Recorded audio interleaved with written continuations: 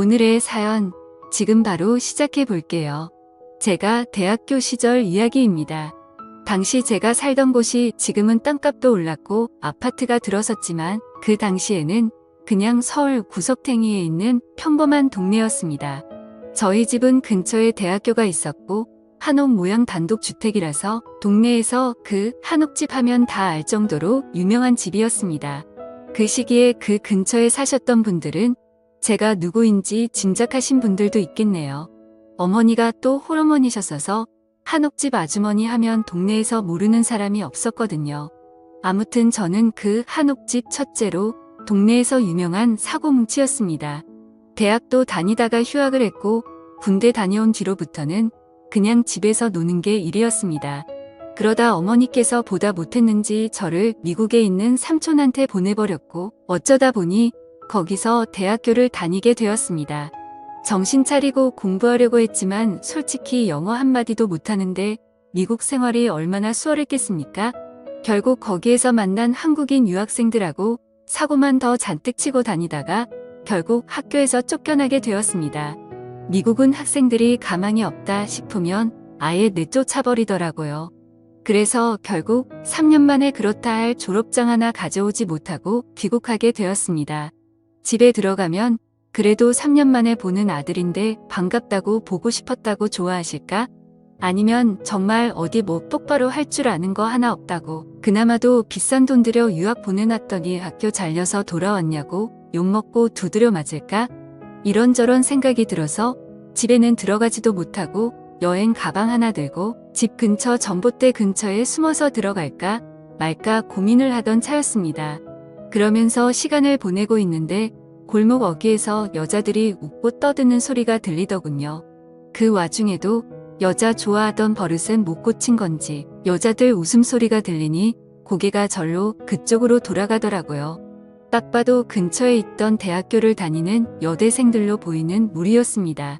그 중에서도 단연 돋보이는 미모를 가지고 키도 가장 커서 모델 같아 보이는 여자와 눈을 딱 마주치게 되었어요. 그런데 그녀 눈에는 제가 얼마나 수상해 보였겠습니까? 전봇대 근처에 여행 가방 하나 들고 서 있고 안잘부잘 못하고 있던 모습이었을 테니 그녀가 저에게 의심을 가질 만했지요.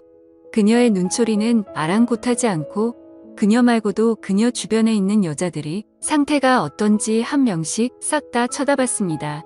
그 대학교가 주변에서는 물이 좋기로 소문이 나 있을 정도였는데 진짜 그 말이 틀린 거 하나 없다는 생각이 들더라고요.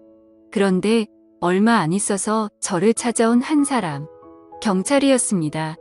그 아까 저를 쳐다봤다는 그 여자가 수상한 남자가 집 앞에서 얼쩡된다고 해서 신고를 했다더군요. 이대로 가다간 체포되겠다 싶어서 그게 아니라고 이 집이 우리 집이라고 자초지종을 설명했어요. 나 이 집 아들이라고 이야기하니 경찰이 처음에는 안 믿어서 결국 현관문 초인종을 눌렀지만 어머니는 일 나가서 집에 안 계시던 상황이었고 저는 결국 경찰서에 끌려가게 되었습니다. 그래도 어머니가 동네에서 유명한 분이시다 보니 제가 경찰서 가서 겨우 설명을 해서 어머니가 결국 저를 데리러 왔습니다. 그리고 미국에서 학교 잘리게 되었다는 그런 자초지종을 듣고 거기서부터 집까지 오는데 정말 신이 나게 두드려 맞았네요. 집에 가서도 엄청나게 혼났습니다.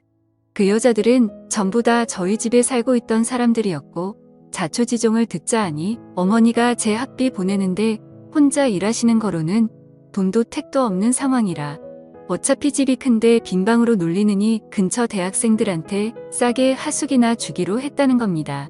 처음에는 어머니도 집에 남자가 있는 게 낫겠다 싶어서 남학생 위주로 받았는데 어머니 혼자서는 감당도 안 되고 그래서 여대생들로 바꿔받게 되었다고 하더라고요.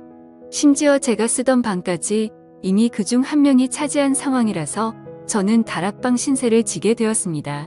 여자들은 난데없이 남자가 같이 살게 되어서 불편해했던 것 같은데 이 집 아들인데 내쫓을 수도 없는 상황이라는 걸 이해해줬는지 방세 몇 달치 깎아주기로 하고 그렇게 합의를 받습니다. 저를 경찰에 신고했을 것 같은 그 예쁜 여자가 특히 저를 많이 불편해했습니다. 괜히 제발 저리는 게 있어서 그런가 싶더라고요. 저도 그 여자가 마음에 안 들었는데 그 여자는 심지어 제가 쓰던 방까지 쓰고 있었으니 더욱 더 마음에 안 들었습니다. 아무튼 그녀들 전부 학교가 있는 시간에 제가 집에 남아있는 걸 불편하다고 해서 낮 동안에는 어머니 식당 일을 돕고 밤에는 최대한 다락방에서 밖에 나오지 않는 생활을 이어가게 되었습니다. 아무리 못난 아들이고 얹혀 살고 있다지만 내가 평생을 자라온 내 집인데 내가 이런 대우 받는 게 맞나 하는 생각이 들었네요. 이 속사정을 모르는 제 친구놈들은 어떻게 여대생 5명이랑 한 집에 살게 되었냐면서 저보고 운도 좋은 놈이라고 하더라고요. 그 상황만 이야기를 들으면 운 좋은 놈이라고 할 수 있겠지만 실상은 그렇지 않다고 말해줬습니다. 그런데 친구들이 그게 아니라는 거예요. 남자랑 여자가 왜 따로 만들어져 있겠냐고. 결국 한 공간에 살 부딪히며 오래 지내게 되면 싫어도 정분이 날 수밖에 없다고 하면서 전부 제가 하기 달렸다고 하는 겁니다. 지들이 저였다면 하루에 1명씩 하고 주말에는 쉬는 걸로 해서 5명 여자를 동시에 만나겠다 뭐 이런 헛소리를 하고 있더라고요. 처음에는 이 자식들이 뭣도 모르고 남의 일이니까 그런다 했습니다. 그런데 저도 사실 노는 데는 일가견이 있던 사람이고 여대생이라고 해봐야 무슨 박사 준비하는 학구열 넘치는 타입도 아니고 평범한 대학교 다니는 학생들이었는데 제가 만나오던 여자들과 별반 다를 게 없었죠. 거기에 매일 반복되는 하루에 지쳐있는지 새로운 자극이 필요한 듯 보이더군요. 제가 일부러 멀리까지 가서 미국에서 유학하던 시절에 마시던 술 같은 걸 공수해왔습니다. 그때는 데킬라가 유행이어서 레몬도 사놓고 소금도 사놓고 해서 일부러 여자들 다 학교 끝나고 와서 저녁 먹는다고 부엌에 모이고 그럴 때를 노려서 그녀들 앞에서 데킬라나 한 잔 마셔야겠다 하고 어떻게 마시는지 보여줬지요. 손등에 소금을 좀 털어놓고 술 한 잔 마시고 소금 먹고 잘라놓은 레몬 먹고 여자들이 그 모습을 신기하게 보더라고요.